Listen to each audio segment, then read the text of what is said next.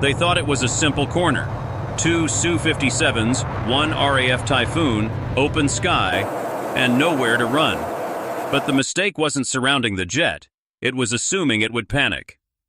They thought it was a simple corner. 2 Su-57s, 1 RAF Typhoon, open sky, and nowhere to run. The Russian pair approached with clean geometry, wide enough to look routine, tight enough to apply pressure. No reckless dives, no aggressive lock tones, no dramatic radio calls, just disciplined positioning, calculated speed, and a quiet message written in angles. We control the airspace now. Ahead of them, the RAF Typhoon held a steady line. No sudden brake turn, no flare of panic, no attempt to run. From a distance, it almost looked unaware, like a lone jet on a normal patrol flying straight into a problem it didn't understand. That assumption lasted only seconds, because the mistake wasn't surrounding the Typhoon. It was assuming it would react like a target. Inside the Typhoon, everything was already tracked. Every shift in the Su-57 spacing, every change in altitude, every small adjustment meant to tighten the box. The pilot didn't need to guess what was happening. He'd seen this pattern before. Pressure without escalation, a test designed to force a response. The kind of encounter that ends with someone turning away just to avoid the risk. But the Typhoon didn't turn away. It stayed calm, almost stubborn, holding course as if the two stealth fighters weren't there at all. That calm wasn't arrogance, it was control. The jet wasn't waiting to be rescued. It wasn't trying to escape. It was reading the situation, letting the Su-57s commit to a formation that felt dominant, right up until it became limiting.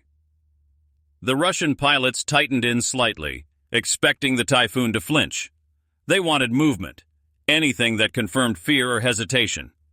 Instead, they got silence. No obvious radar spike, no visible change in posture, just a steady aircraft refusing to play the role they had assigned it.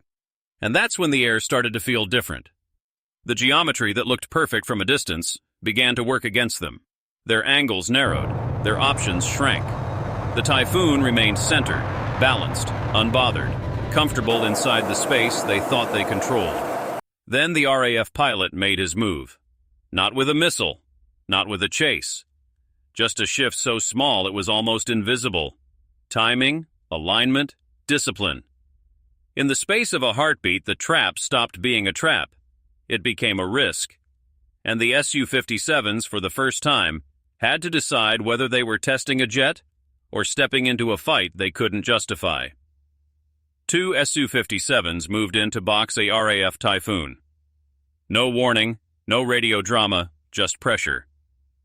And in seconds, the entire encounter flipped.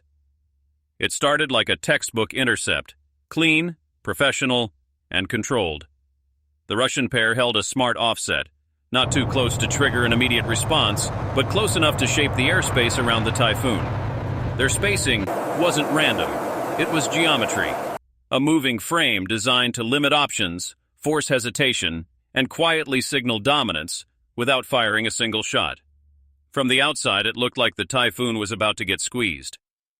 The RAF jet stayed steady. No sudden climb, no sharp turn, no afterburner burst. Just a straight, calm line through cold, open sky.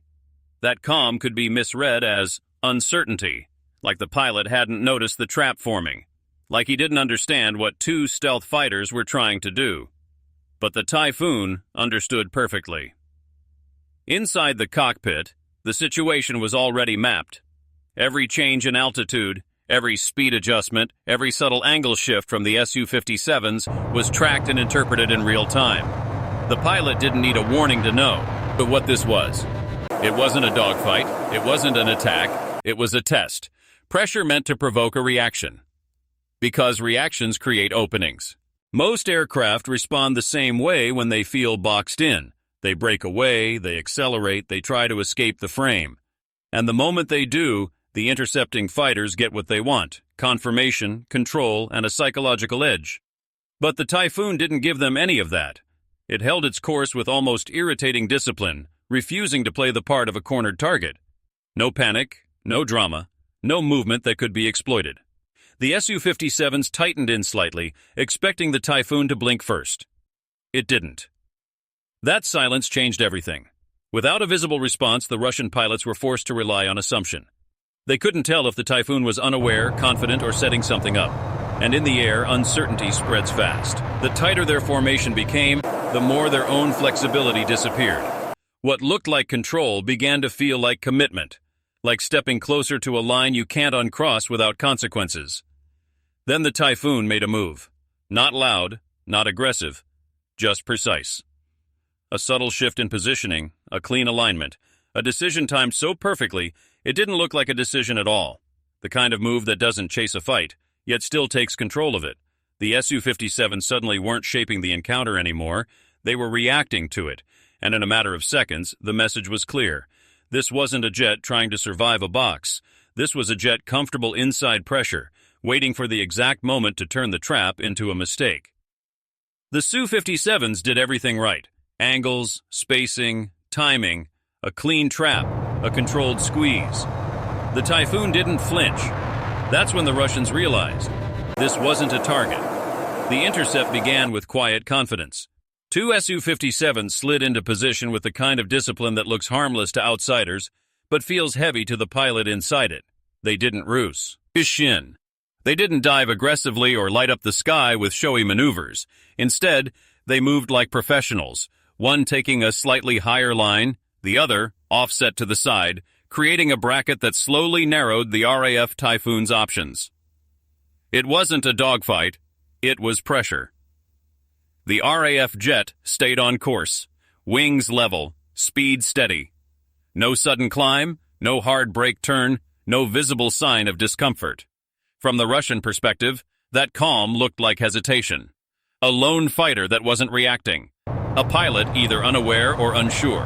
The kind of situation that usually ends with the target turning away, giving up space, and admitting without words that it had been outplayed. But the Typhoon refused to act like a target. Inside the cockpit, the pilot had already built the picture. Every movement the Su-57s made was telling. Their angles weren't random, their spacing wasn't casual. They were shaping the airspace, forcing the Typhoon to acknowledge them, forcing a decision. The entire setup depended on one thing: a reaction. Because once the Typhoon moved, the Su-57s could dictate the next step. Except the Typhoon didn't move. It stayed calm, almost stubborn, as if the two stealth fighters weren't even there. That silence wasn't weakness, it was discipline, the kind that comes from knowing exactly what the other side wants and refusing to hand it over. The Su-57s tightened their bracket, a little closer, a little more assertive. They expected the Typhoon to blink, to break formation, to change altitude, to do something, anything, that proved the pressure was working. Still nothing, and that's when the air started to feel wrong. The closer they got, the less clean the geometry became. Their angles narrowed, their room to maneuver shrank. What had looked like control now felt like commitment. The Su-57s weren't just surrounding the Typhoon, they were boxing themselves into a situation where every move mattered more and every mistake carried more weight. The Typhoon stayed centered and balanced, comfortable inside the space they thought they owned. It didn't need to escape, it didn't need to posture, it simply waited until the moment was right. Then it made the smallest adjustment, so precise it almost didn't register.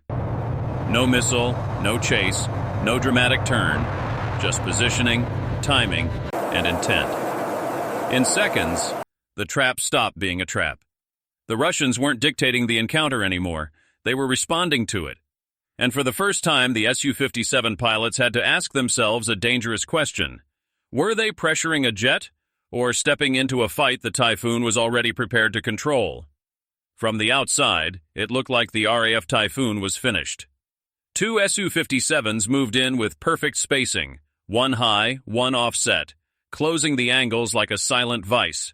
No reckless dives, no aggressive radio calls, just cold, professional pressure, the kind designed to force a pilot into making one mistake, turning away.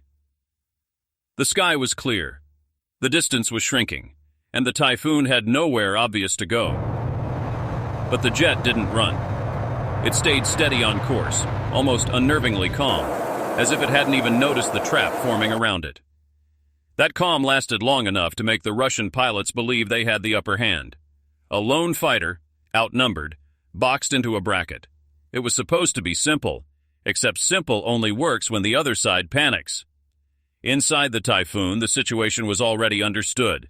Every shift in the Su-57's positioning, every change in altitude, every small speed correction was being tracked and processed. The pilot didn't need a warning tone to recognize what was happening. This wasn't a fight yet, it was a test, a controlled squeeze meant to provoke a reaction. Because reactions are predictable. Most pilots break the moment they feel pressure closing in. They climb, they dive, they turn hard, they try to escape the geometry, and the second they do, the intercepting aircraft had control of the timeline. They get the advantage without firing a shot. But the Typhoon didn't give them that opening. It held its line with discipline so tight it felt deliberate. No dramatic movement, no visible fear, no change that the Su-57s could exploit. The silence was the message. I see you.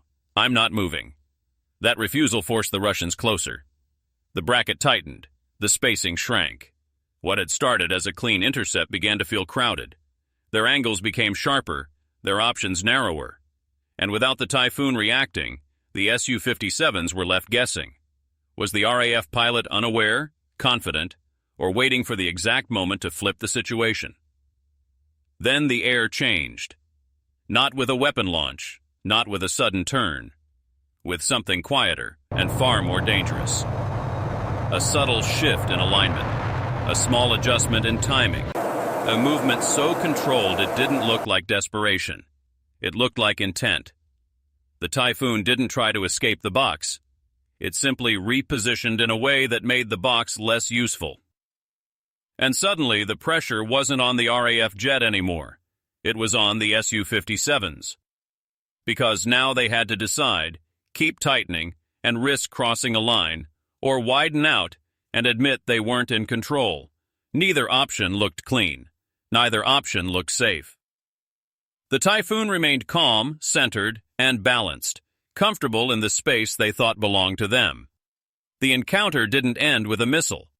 It ended with certainty collapsing.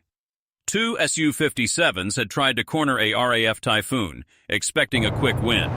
Instead, they found themselves facing something worse than aggression, an aircraft that didn't flinch, didn't rush, and didn't need to prove anything. And in seconds, that was enough to change everything.